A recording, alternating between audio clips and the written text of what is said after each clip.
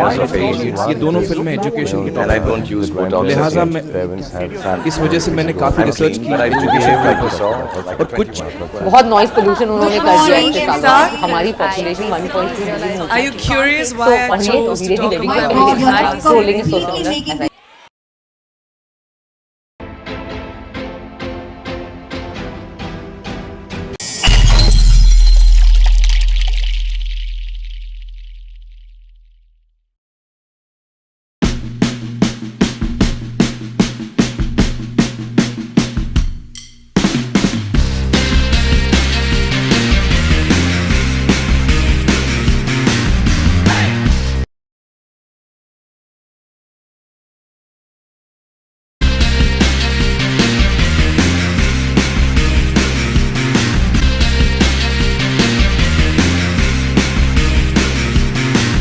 episode, and we are continuing our Instagram conversation with Shivangi, and she has been gracious enough to give us more time after the long Instagram chat that we actually had before.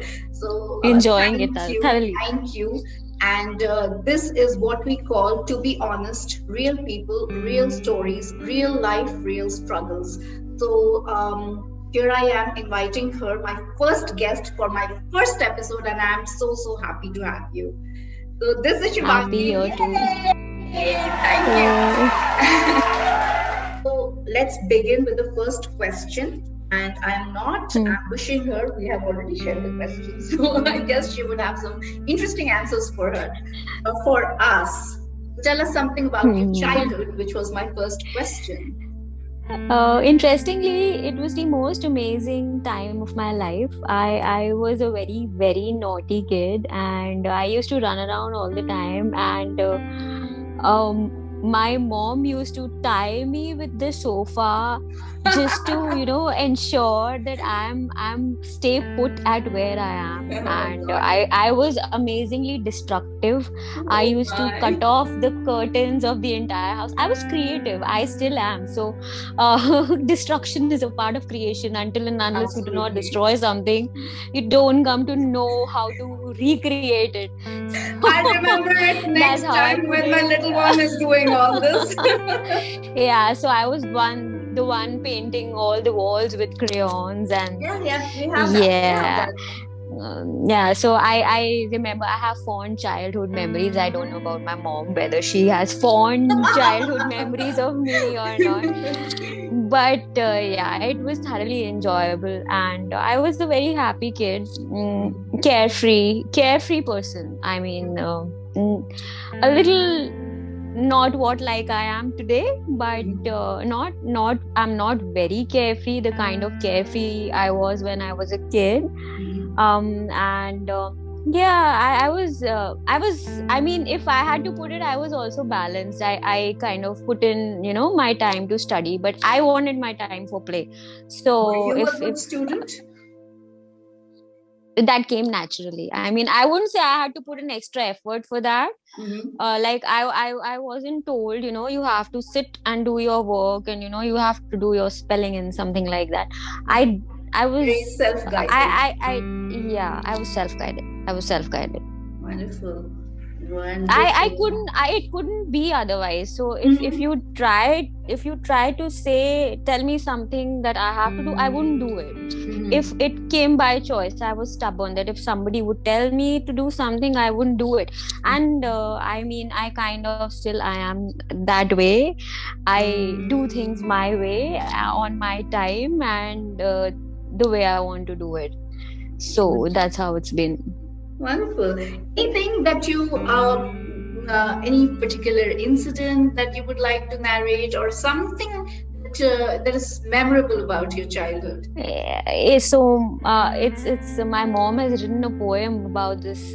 It's my name. I used to leave my stuff behind at school. I was forgetful. I mean, being carefree, I was when carefree is pushed to a limit, becomes careless. So I unintentionally I used to forget my things in school, and my mom used to scold me a lot about it. But then being a, once I left my blazer in school, and it was quite expensive, so my mom was like, it was a new blazer, why did you have to leave this at the school? And the next year I got a scholarship and I got a blazer as a prize. So I came home and I was like, That got even. yeah, big deal, man. So that's how it was. So yeah, I was a notorious kid, but I was sweet. I was very loving. I am very loving. You still And are. yeah. And nobody, kind of feels bad because I'm sweet. I know. So I told you, it's a quality that one must. It's very it's something that takes you places. Yeah. yeah. So that's what my childhood was about. And what about your teenage years?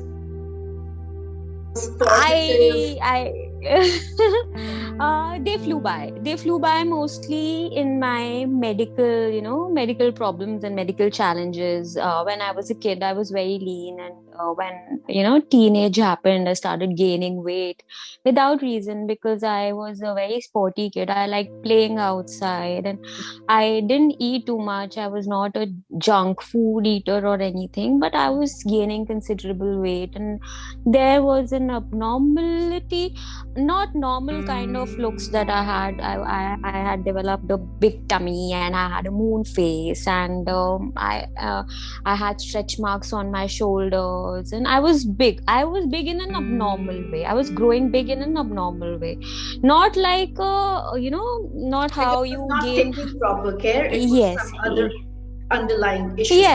Yes, and at that time, people only understood thyroid, or they understood,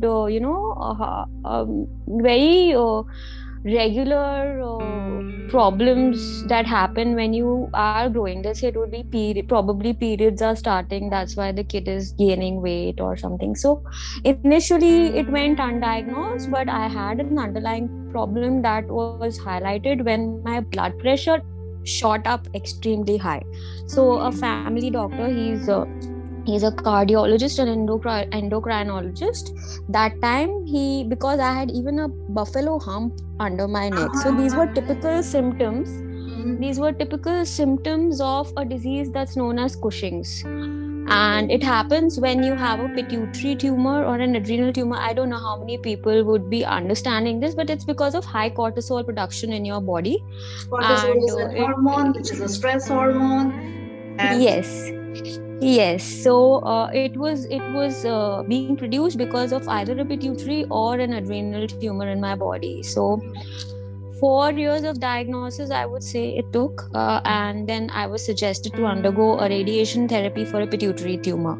So that happened when I was in 10th or 11th standard, and I was good. So difficult, because you must be going through all the exams, and most of us would have been. That is an added pressure of being in +2, right? So in the middle of all this, if you're dealing with your health issues, that must not be very smooth. I mean, doctor visits were frequent. So you had this trouble for 4 years. So that means 6th Not grade. 4, darling. These have been a long 14-15 years, and it still continues, because that was only a short break. I got a break for 2 years for my symptoms to vanish, and then these things started reoccurring. So there was a possibility of another tumor in the body. It could be again either on the pituitary or on the adrenals. So again, CT scans, MRIs, blood tests, they could not find anything on the pituitary. So this time the doctor said that probably adrenals are producing this. So my adrenals were also taken out. So and today I am without my adrenals, and I'm pan-hypopet. I take my medicines from outside. Amazingly, adrenals were not the source. The source was the pituitary, which, the tumor started growing after the adrenals were taken out. And then I had to undergo 2 other surgeries to, get that sorted. So all my pituitary function got lost. my adrenal function got lost. So all the hormones that pituitary produces and the adrenal produce, I take from outside. Thankfully, science has progressed that, now people can survive without adrenals and pituitary. So that's These how are life goes important on. glands of the body, or not having Those them. are, Yes, good. yeah.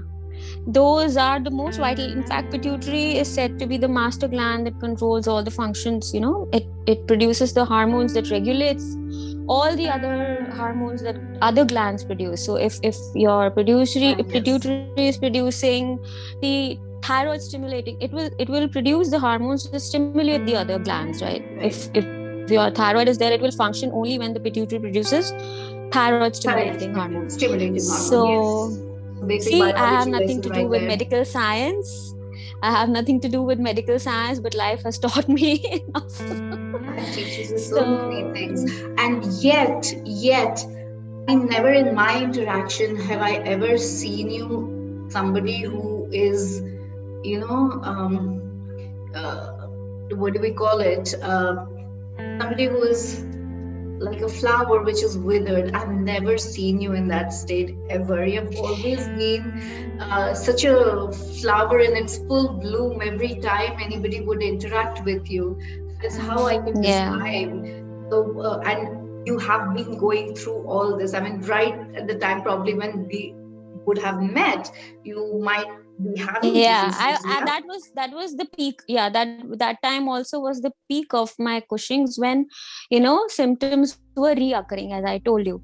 So after Masters of Business Administration, I was undergoing, during that time and even after that, I was undergoing retests to figure out what is wrong. And after that, in 2010 or 11, I must say, my bilateral adrenal anectomy took place. So that was after my MBA. Yeah. So that's how it was, the journey. That doesn't sound very, very yeah. And upbeat. It doesn't sound very comfortable. Is not even the word that befits the situation. It's okay. It is very taxing because I experienced my health related issues only after I became a mother, and when your body is not supporting you, when your body is not letting you do a lot of things, that is not a very nice place to be in. And because when the body is failing, the mind also starts failing, right? So at some point, in a way, yes. So yeah, that is, and you are. How are you feeling now? I mean, how are things now health wise? I'm good. I mean, I never really took it as something that limits. My health was never something that I took to be a limiting factor. Yes, I knew I had physical, restraints. But then I was, even at the age of 13, I was very, very okay and accepting. The first thing is that I was extremely accepting of how I look like. When I became accepting of how I look like, I also became accepting of the fact that there are certain things different about my life that I'll have to deal with. So I took things segregatedly. I did not become one thing, become a part of the other, and the other thing become a part of the other. And so that's a very wise conclusion to be reached by a 13-year-old. No, I mean, doctors were very frank with me since the very beginning, and it was great. I mean, when people hide things, you stay confused. Right. Having a clarity about what I could do and what I could not do gave me the right direction to do whatever I have to do. So that's how, and it never hurt me also. The way if somebody judged me, I was like, probably it's not their lesson to learn, it's mine. So why should I even preach them or tell them? Let them be happy with whatever they are thinking.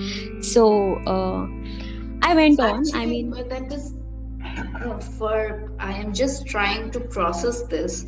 that for a teenager to be going through all this and to have that kind of empathy and compassion towards someone who is not being fair or kind towards them is something which is very rare, and you must know this. It is very, very rare. No 13-year-old is ever kind, and let alone somebody who is suffering. So instead of being this negative person, you channelized it towards being more empathetic towards other. How did you do that? So that comes with empathy towards yourself. I mean, if somebody is not kind towards me, doesn't mean that I can't be kind towards myself.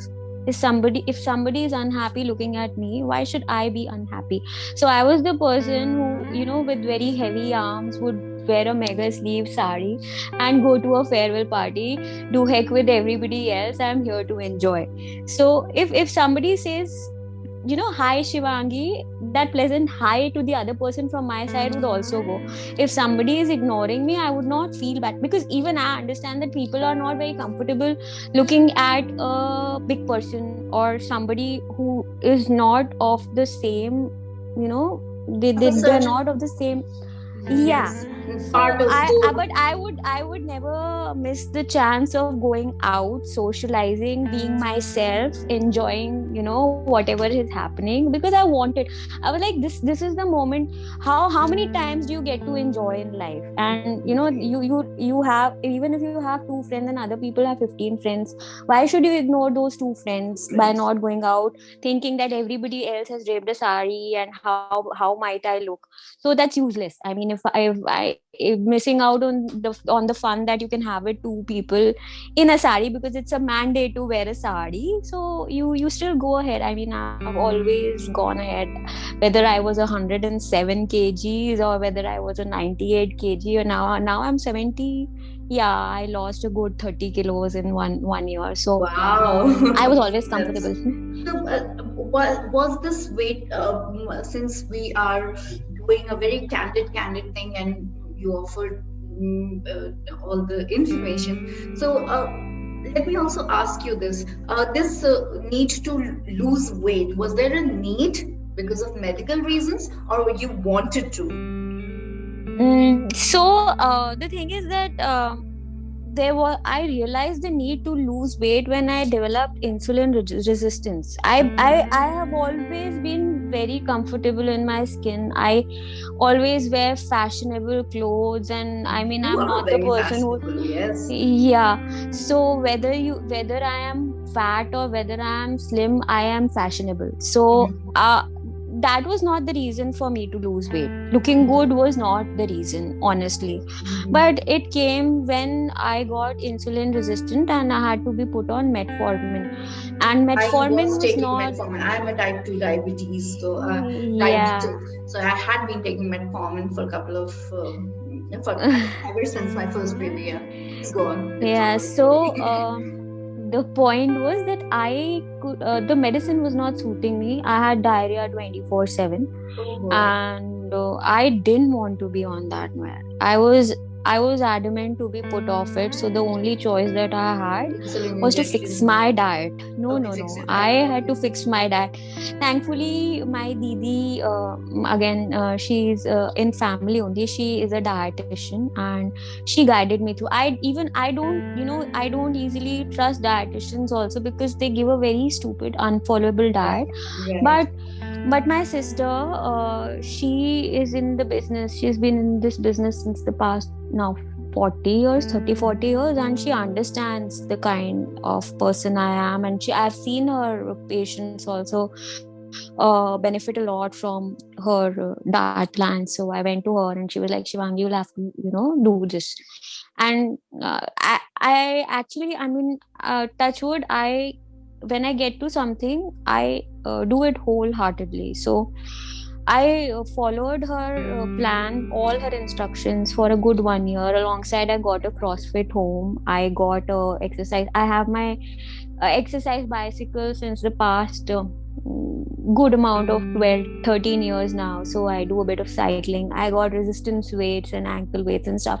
Didn't go to the gym because gym people don't understand that you have, I don't like cortisol going to the system. gym at all. They make you lift. If you can lift only 2 kgs, they'll make you lift 5, and I don't want to break my bones.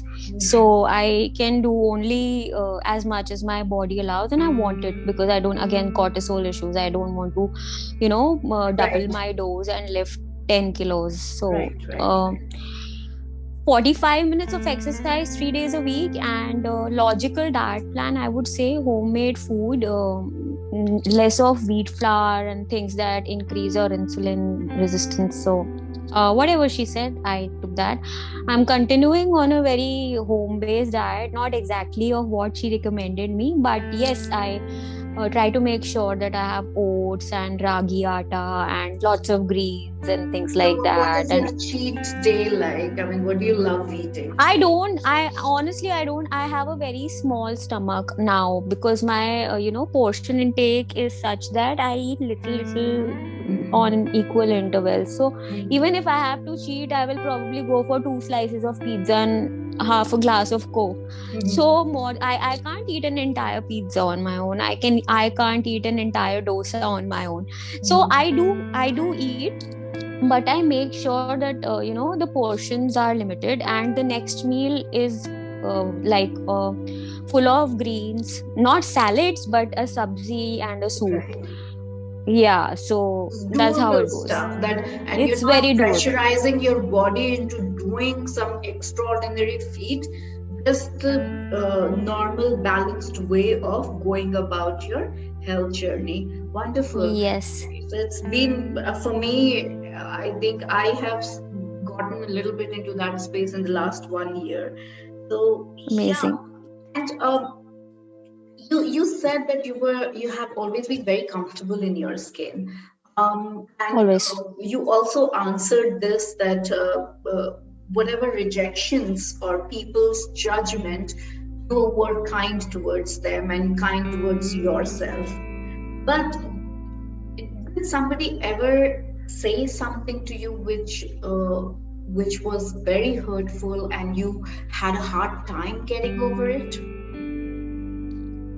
I can't recall, honestly. I used to feel bad when I was not included in groups. I mean, I could, I observed. I never, frankly, went up to someone and said anything, or never I heard from anybody.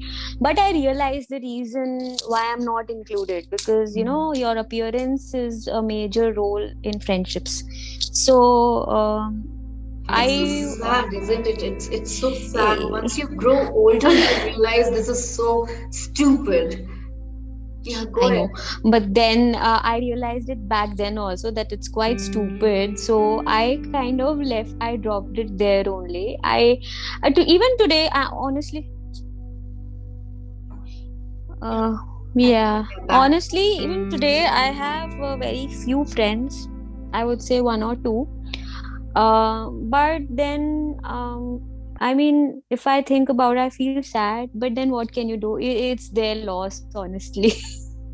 I know, yes, they are missing on knowing such a beautiful person, such a wonderful person, a Yes. 13-year-old who was compassionate. I mean, you must have uh, so much of positivity to offer in friendships and relationships in any transaction that you carry, and it's a Mm-hmm. tremendous loss. I mean, speaking for myself, I mean, we are reconnecting after such a long time, and it's Long a time. shame you don't get to know people as intimately as you should have made an effort to. But we had a 600 600, yeah, that number of people in our batch.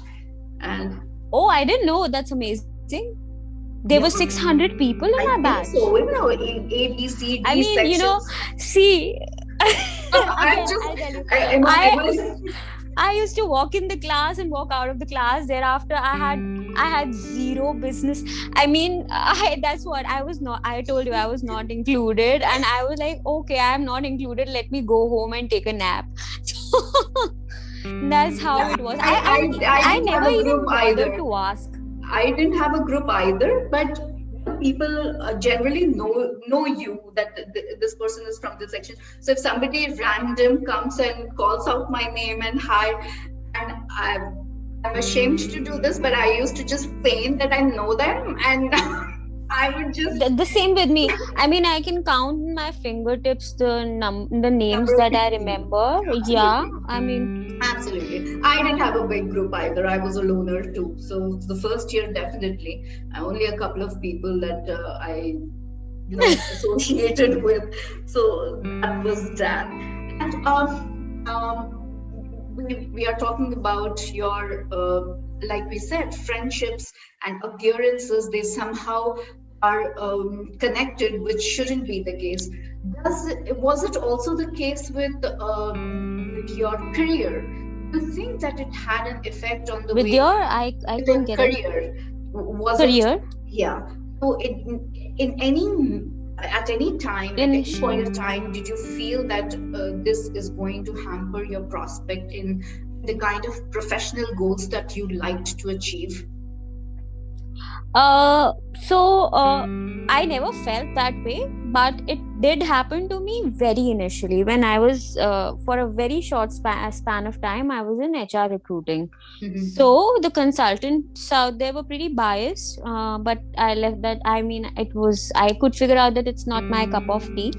So I left from there pretty quickly, and thereafter the kinds of jobs that I was doing were back in. I was into writing, so nobody really bothered about the way you look. But did you let me be very honest, did you choose such a kind of job where you won't be in front of the eyes of the people? No, that wasn't the reason why I wasn't choosing a career to be a front end or a kind of a career where I need to interact with people, because I feel that my interpersonal skills are good. How they compensate for the kind of the way you look. I mean, appearance. I mean, includes everything. I mean, not just the way you are built, but also your way of dressing, your way of speaking. So it was never a problem. Of course, I couldn't imagine myself to be an air hostess or a hotel manager or something. Of course, that required me to look entirely different than what I am.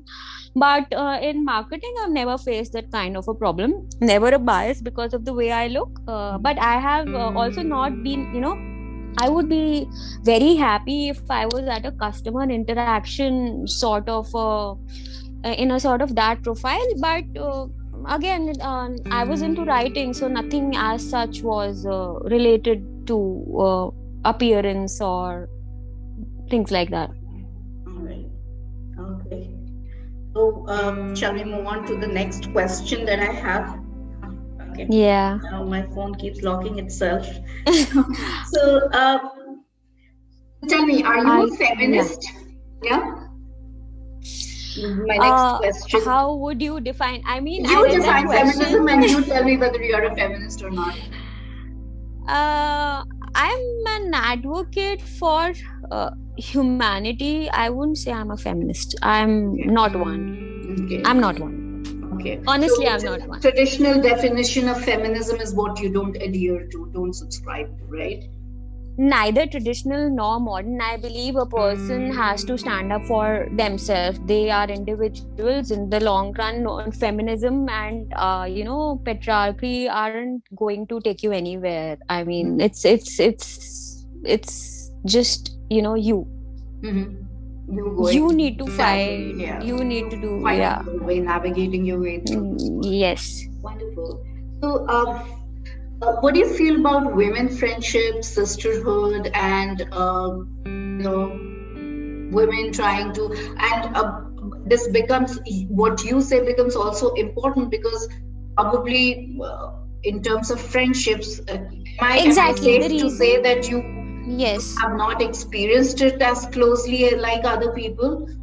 No, I wouldn't say that. I would say that what I have experienced is that it's not men who don't uplift women, it's women who are not uplifting women. I mean, the only reason why I don't believe in feminism, that I see a lot of facade around it. I mean, Absolutely. there are stories that could be told other way. There are, So are we referring to the Me Too movement here? um yeah, in a way. I mean, people who need to be strong when they have to be strong, and not, be strong just to pull other people down. I It's get it. Yes. Yeah. I understand where you're coming Yeah, from. so this is if you have to walk away from a certain situation, you walk away then and at that time, not speak up about it because it's a trend. All right. It's So fair enough. yeah, Fair enough point. so Wonderful. that's what feminism is for me. I mean, build your own power, and not just take a woman tag out everywhere talking about it. Absolutely. That victim playing is Yeah. rather overrated. Okay. Yeah, it's One more kind thing. of. Female role models Yeah. that you look up to? Sushmita Sen. I love her. Uh, And yeah, and would be another one. Very few people, yeah, that I mean, I can think of, but I'd say Lady Gaga is another.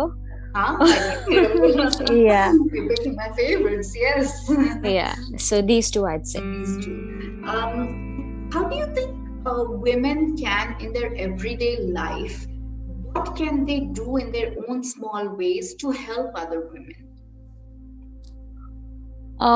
Something like what you are doing. This is one of the best examples. And then, talk. I mean, it's very important to talk openly with the women who are there in the house, Right. and not kind of. There are people who like to talk to figure out problems, not to advise solutions for problems. So, not be that person. I mean, again, that's not a women-oriented point. I would say, It's a rather generalist kind of a yeah, statement. and let women be, if they want to, let them wear whatever they want to. Let them not wear makeup if they don't want to. Right. Looks are very very ordinary. Let them, Yes. don't force. I mean, it's kind of stupid. It's very stupid. If somebody doesn't want to cook, it's okay. If somebody doesn't want to go to the office, it's okay. If somebody genuinely, if you will stop forcing someone, they'll do things out of interest. Like, if you, right? And that's what it is about. It's the little things that make the big things. I mean, you'll become more powerful when you'll be I think compassion is the word. I mean, if yeah, so I was waiting when you would say that, because yeah, you have been. I mean, the more I keep going back to that incident, it's commendable. Shivangi, you don't realize how extraordinary it is to be compassionate at 13. I mean, and that is something that we should take forward each day of our life and extend it to everybody that we come across. Compassion and empathy. yeah. Wonderful. Yeah, And so also another thing which I want to ask, are you a spiritual person, religious person? How do you think you help calm yourself and you are in a headspace of productivity and creativity? And how do you disengage yourself from the hustle bustle, the chaos all around on an everyday basis? How do you do that? so I'm not religious. I'm not unreligious also. I don't go to temples. I am not the idol worship kind of a person. I am spiritual, but I mean, I don't overdo anything. I try to understand what mental. I mean, I'm a mental peace person. I mean, so if somebody doesn't want to do something, I will to keep their peace of mind and to keep my peace of mind. I'll not, but kind of hold on to Right. my thoughts and beliefs. Right. And it takes a You lot of believe in time letting to. go and not carrying Yes. baggage. So that helps Uh, you maintain your own sanity as well. I believe in that. It's not very easy to do, and I also falter because there are so many things that have been structurally built, and to Absolutely. kind of break free from them is a very very difficult It job. requires You effort. have to go through chaos to kind of find that calm for yourself, and there are a lot of whys that nobody else will answer for you. So ultimately you have to figure out how to uh, keep your that tornado of emotions under control, Control. and the only way yeah, the only way you can do it is to let it be and do whatever you can. I mean, That's a wonderful way of putting it, actually. Like you said, I mean, I'm just finding a theme there for women. Let them be. Other people. yeah. I think it's a mantra that we are seeing that you live by. That just going with the flow. Can I say that? Hmm. Not I carrying mean, baggage and just going for with the me flow. for me it is that because I find no other way of handling my situations in my life. Wonderful. So, and now a little bit of fun question session. So, Very little battery. you are such a Yeah. fashionista, and you Yeah. post such nice pics. And where are you? Yeah, I'm So here. such Yeah. cute dresses. So, what is your style mantra, or go to comfort styling, or how do you describe that? Your choices. I've been experimentative with my choice of clothes, and slowly I've realized the kind of things that suit me. I mean, I am short and I am plump, but I have uh defined structure now. So what I opt for are skirts and tops. So they cut my Aha, mid part into right. and make me look taller and So, cuter.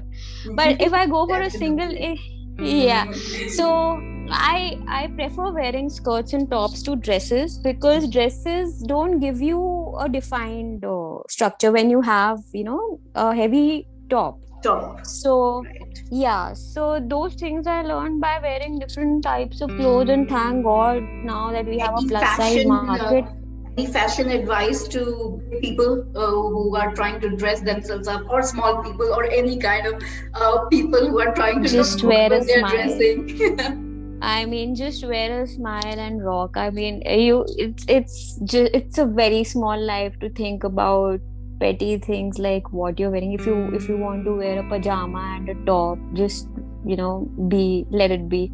I mean, and yes, do dress up very very well to make yourself look good, no matter what you feel good, no matter what size you are. I Right. mean, if you wear that, you start wearing clothes that you feel that you shouldn't wear, and build that confidence that you can do it. So it'll automatically show on your face. It doesn't Wonderful. matter. I scroll through your Instagram, and you are literally different sizes in different time zones Yeah. of that Instagram and you look fab in all the outfits. You look, you Thank carry you. yourself so well, so elegant, and I love scrolling. And I wanted to share. I don't know if I couldn't download the pictures on my laptop. Okay. I would have shared them, and so confident. I mean, never at any point. That is now evident after this conversation, that where do you find that confidence from? And Yes. it's beautiful, it's wonderful. What are you watching on Netflix though? Nothing. I don't watch Netflix. You don't watch Netflix. Oh No. my God, where has she come from? Okay, what do you do then? I listen to a lot of music, and art keeps me busy. What are you And listening to right now? sometimes The first song on your playlist. it was the one that I was thinking. This one was from Imagine Ah, Dragons Shorts. okay. So it's very nice. It's a beautiful melody and quite deep and fun also. Deep and fun at the both time at the All same right. time. So my is a nostalgia channel, and I do Bollywood nostalgia songs. So what is one old song, Hindi song that you would like to share? Chalti Ka Naam Gaadi. Again, a very peppy and a very deep song. All right. What is your message to all the men and women who are watching this? And what is like one thing that you would say to all the people who are watching you and who are hearing your story? I would say live in the moment, be yourself, and be a go-getter. Believe in the light, the supreme light, because is sent you here to do your thing, not anybody else's. So find your zigzag path and walk it with full zeal. Wonderful, wonderful. Shivangi, Yeah, thank you so much for doing this for me. yeah. This is my first episode, and trust me, I was 10 times more nervous than you were. All the technical glitches and everything. I was just worried whether I'd be able to sail through this or not. But you have been Yeah. so kind, so patient, and thank you for giving your time. And I hope that more people would come out. We'd get more real stories. We'll get to see real people and their struggles, and enough of Yes. all the known names throwing their stories around. And it takes a lot of courage to come out and talk about all the things that you said. And I wish you very best for your Thank you. business, for your Same to you. creative Yeah. side, for your health, and Thanks. God bless you always, and thank you for Thank doing you. this so much. Thanks All right. much to you too. Thank you. Bye-bye. So that was Shivangi, and I hope you liked this episode. And if you do, and if you would like to see more stories, do let us know in the comments. Like, share, subscribe, and it helps us to know that we are on the right path. We are doing something good, and we should continue doing this. So please do not just watch and go away, because the conversations that we are trying to have are important, and they would add value to each of you who are watching. Thank you. Please subscribe before you.